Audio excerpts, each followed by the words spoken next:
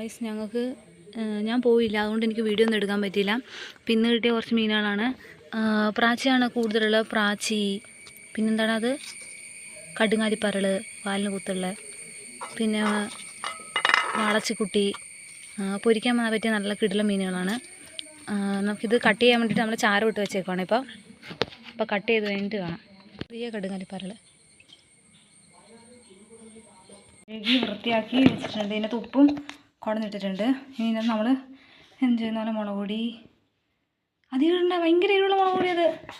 പിന്നെ മഞ്ഞൾപ്പൊടി എല്ലാം എടുത്തിട്ടോ. നല്ല വൃത്തിക്ക് ഇളക്കാം. ഇത് കൈ കൊണ്ടാണ് മിക്സ് ചെയ്യേണ്ടത്. എനിക്ക് മുളക് പൊടി ഇട്ട കൈ വല്ലാണ്ട് പോകും, പിടിച്ചവിടെ ഇരിക്കലുണ്ടാവില്ല. അതാണ് ഞാൻ പിന്നെ ഇത് മിക്സ് ആക്കാത്തത്. കൈ കൊണ്ട് തന്നെ കരക്കി ഒരു 2-3 മിനിറ്റൊക്കെ വെയിറ്റ് ചെയ്ത് വെക്കാം. എന്നിട്ട് നമുക്ക് പൊരിക്കാം. അപ്പോഴത്തേക്കും നമുക്ക് അടുപ്പെല്ലാം കത്തിക്കാം.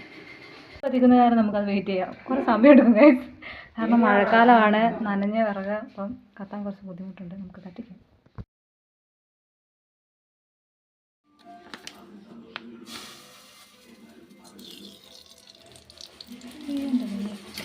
വേണ്ട, കുറച്ച് വെച്ചാൽ മതി.